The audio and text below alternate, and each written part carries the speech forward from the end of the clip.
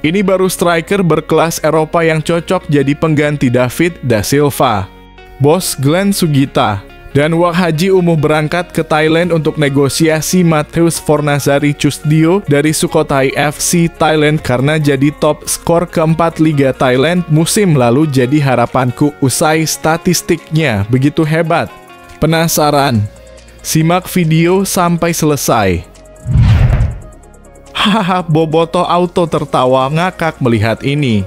Mungkin saking irinya melihat kehebatan Persib, Persija Jakarta sampai datangkan 6 orang ini demi juara Liga 1 musim depan. Memangnya siapa mereka? Temukan jawabannya di sini. Rahasia besar itu akhirnya terungkap juga. Bobotoh Auto sumringah banget melihat ini. Inilah intuisi Glenn Sugita di balik sukses besar Persib Bandung. Kira-kira apa ya? Simak ulasannya di sini. PT LIB dan PSSI putuskan hapus aturan verifikasi pemain asing di Liga 1 musim depan bebas dari berbagai divisi di Eropa. Jadi harapanku usai kabar Albin Linier mencuat ke publik. Memangnya apa ya? Temukan semuanya di sini. Harapan baru regenerasi Persib Bandung akan semakin menyala. Adam Alis kirim pesan menyentuh ke bobotoh Persib jelang Piala Presiden dan Liga 1 musim depan. Wah, kira-kira kayak gimana ya? Yuk tonton video sampai selesai.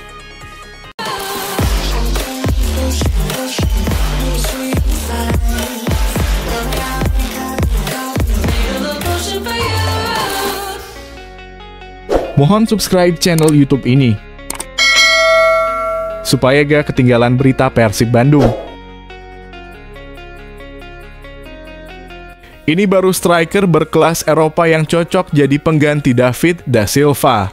Bos Glenn Sugita dan Wak Haji Umuh berangkat ke Thailand untuk negosiasi Matthews Fornazari Chusdio dari Sukhothai FC Thailand karena jadi top skor keempat Liga Thailand musim lalu. Jadi harapanku usai statistiknya begitu hebat. Penasaran? Simak video sampai selesai.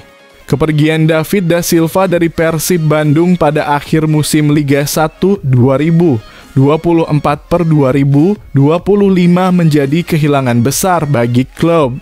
Penyerang asal Brasil itu telah menjadi tulang punggung lini depan Maung Bandung dalam 2 musim terakhir.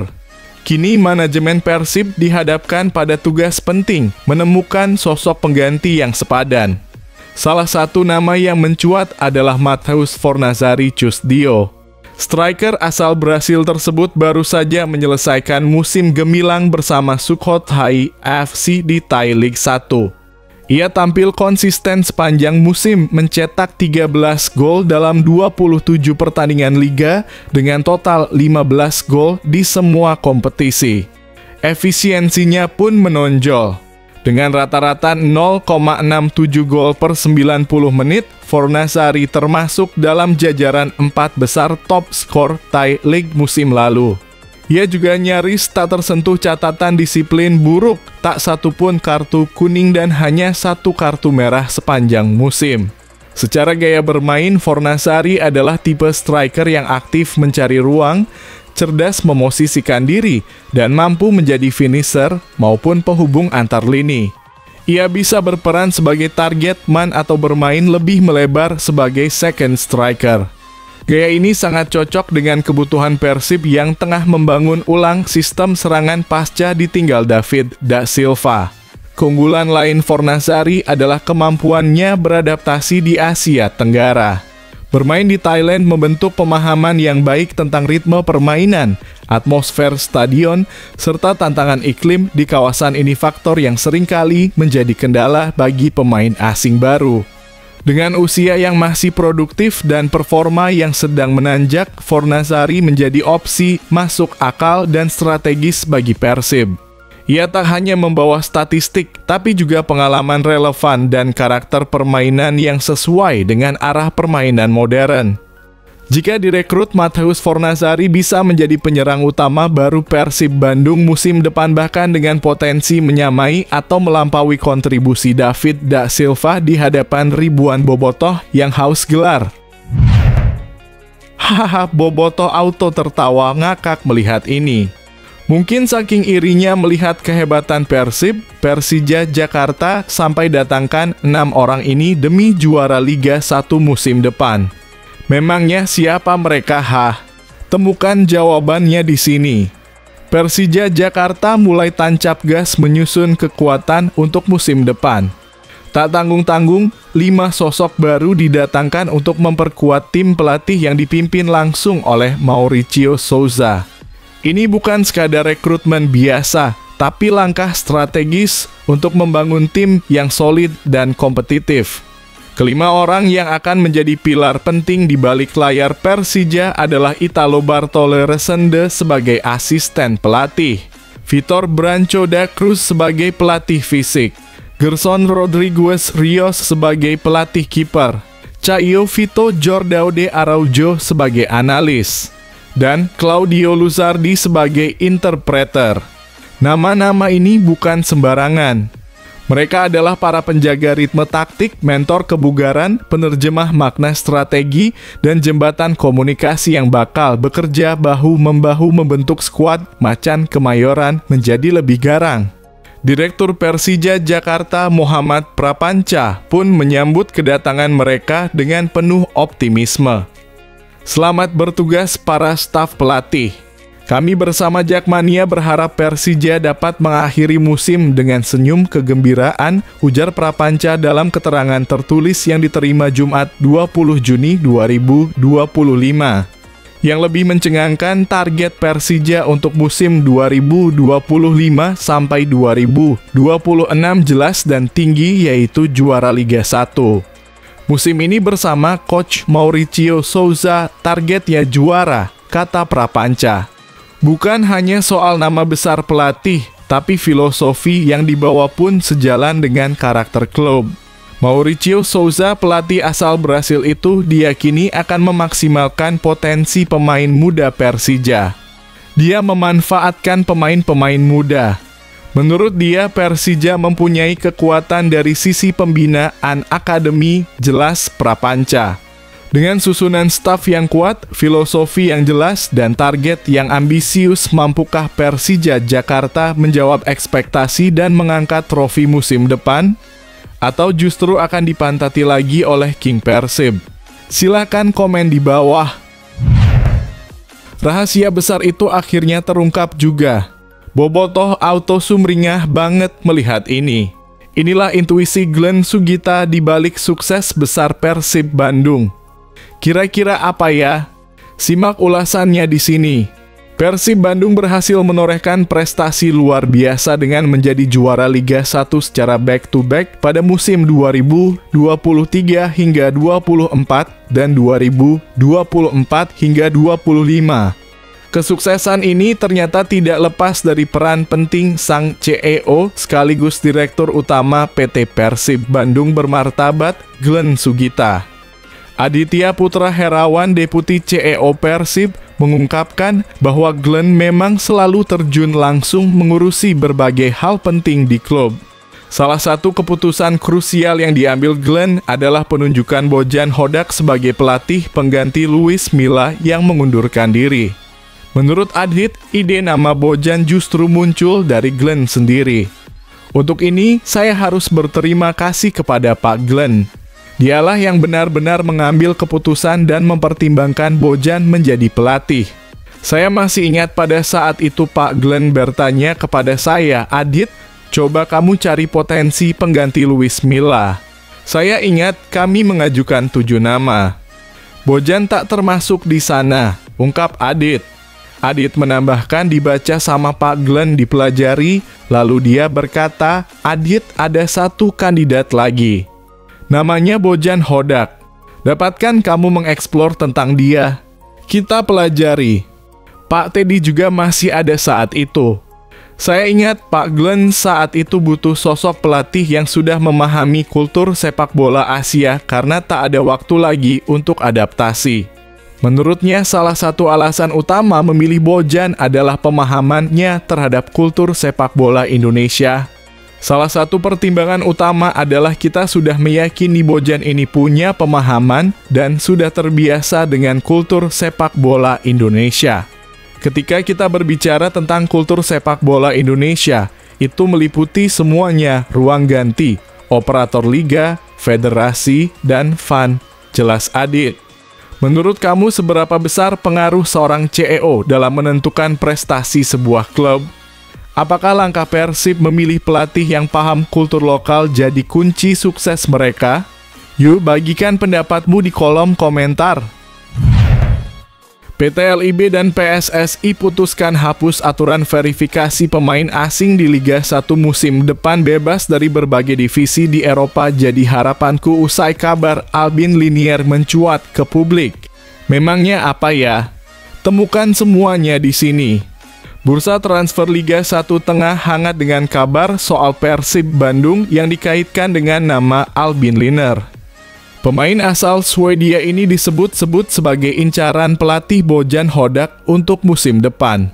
Albin Linier memang masuk dalam kriteria pemain yang diidamkan Bojan, yaitu sosok versatile yang mampu bermain di lebih dari satu posisi.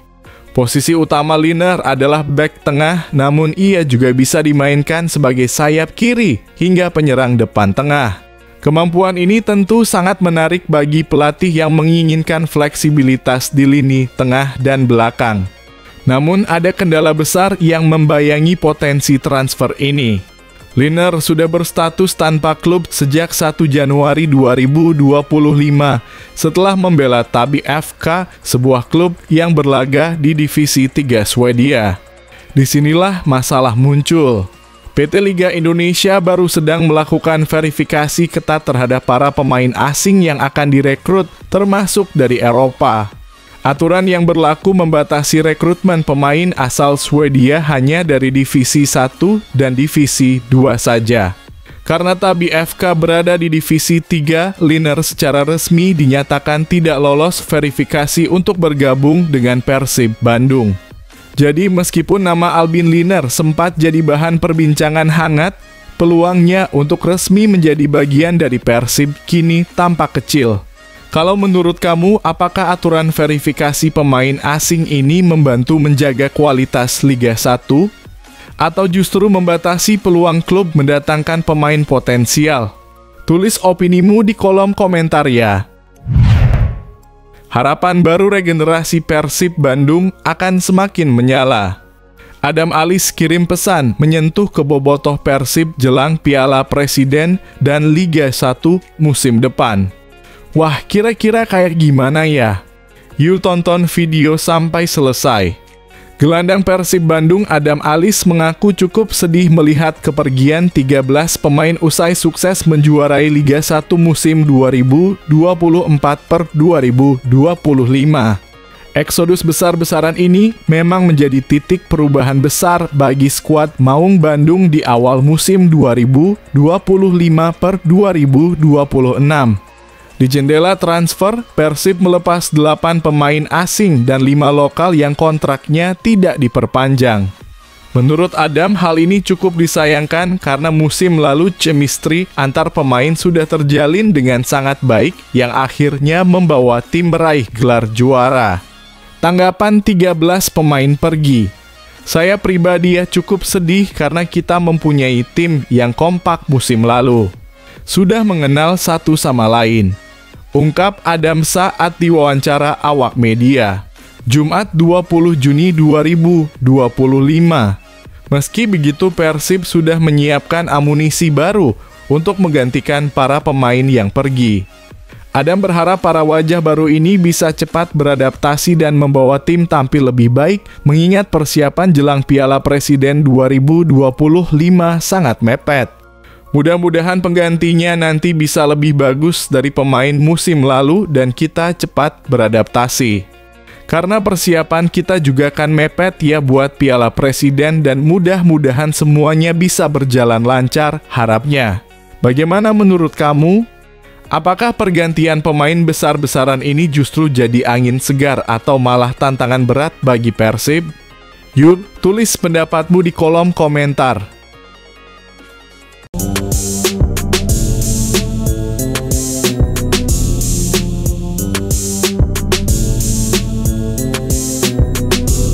Media Vietnam nyinyir. Pemain naturalisasi timnas Indonesia dibilang pengangguran. Jelang babak 4 kualifikasi Piala Dunia 2026, media Vietnam bikin panas. Mereka menyindir banyak pemain naturalisasi Indonesia tidak punya klub. Apakah ini bentuk pesuar atau hanya iri dengan kekuatan Garuda? Simak fakta mengejutkannya berikut ini. Media Vietnam soroti pemain naturalisasi Indonesia yang menganggur, PSSI harus bertindak. Kabar kurang menyenangkan datang menjelang babak keempat kualifikasi Piala Dunia 2026 zona Asia. Beberapa pemain naturalisasi timnas Indonesia dikabarkan ditinggalkan klub-klub Eropa, dan situasi ini bahkan menjadi sorotan media Vietnam, Tet Hao. Yang terbaru adalah kabar dari Nathan Chu Aon. Pemain yang sempat digadang-gadang jadi tulang punggung lini tengah Garuda ini resmi dilepas Swansea City, klub asal Wales yang berkompetisi di Championship. Media Tet Hao mengungkap keheranan mereka gelandang Nathan Chu Aon resmi meninggalkan Swansea City, menjadikannya pemain naturalisasi Indonesia ke-6 yang menganggur dalam waktu kurang dari sebulan. Tulis Tet Hao. Dikutip Sabtu 21/6/2025. Nathan bergabung ke Swansea dari Excelsior pada tahun 2023, namun kariernya di sana tak kunjung bersinar.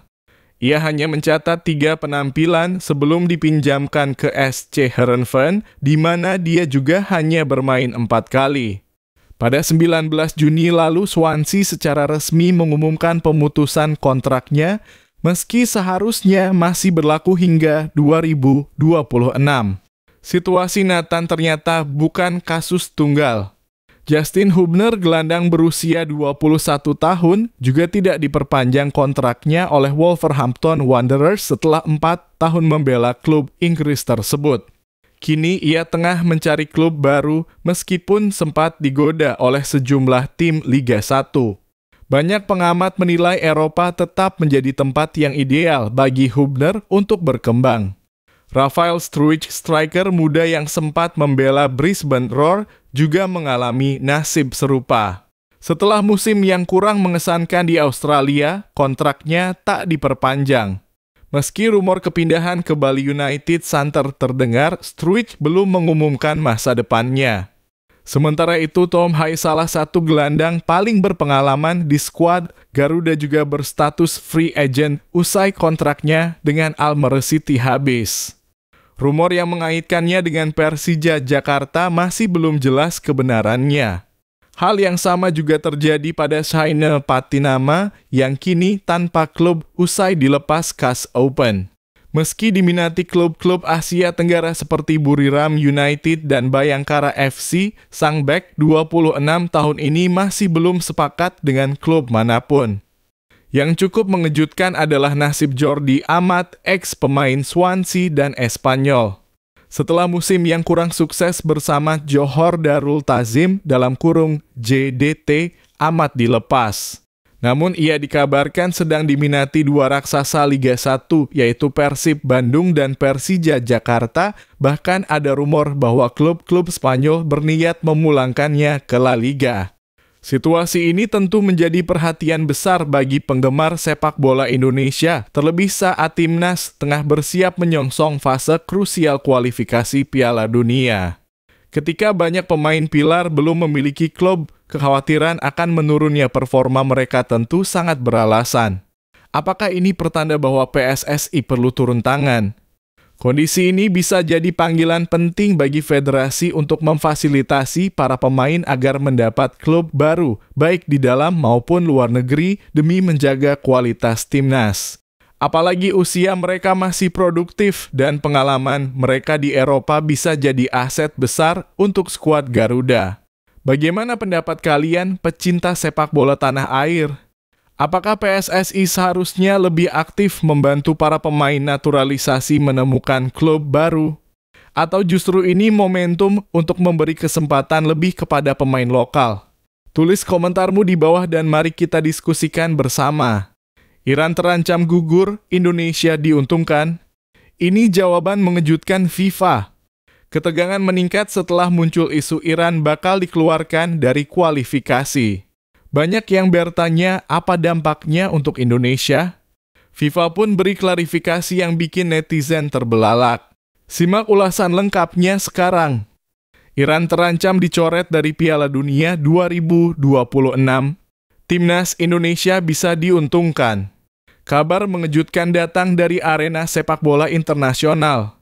Meski Timnas Indonesia baru saja menorehkan sejarah dengan lolos ke putaran keempat kualifikasi Piala Dunia 2026 zona Asia. Situasi global yang terus memanas membuka potensi perubahan besar yang bisa berdampak langsung pada perjalanan skuad Garuda.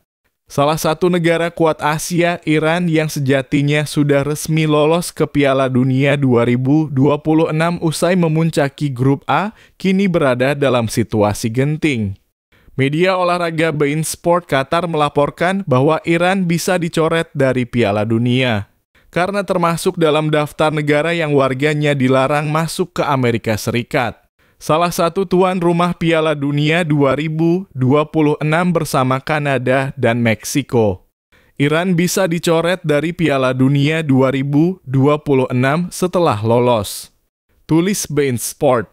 Iran berada dalam daftar negara yang di blacklist, para warganya akan dilarang masuk ke Amerika Serikat, sambung laporan tersebut.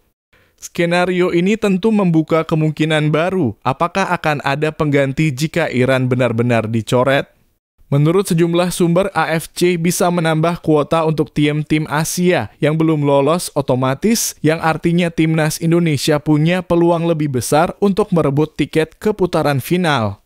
FIFA sendiri kabarnya tengah melakukan upaya diplomatik dengan pemerintah Amerika Serikat untuk menjamin partisipasi Iran. Namun belum ada keputusan resmi sejauh ini. Patut ditunggu karena dinamika geopolitik bisa memaksa FIFA dan AFC mengambil langkah drastis. Supporter Cina ngamuk minta laga ulang lawan Indonesia FIFA angkat bicara di sisi lain.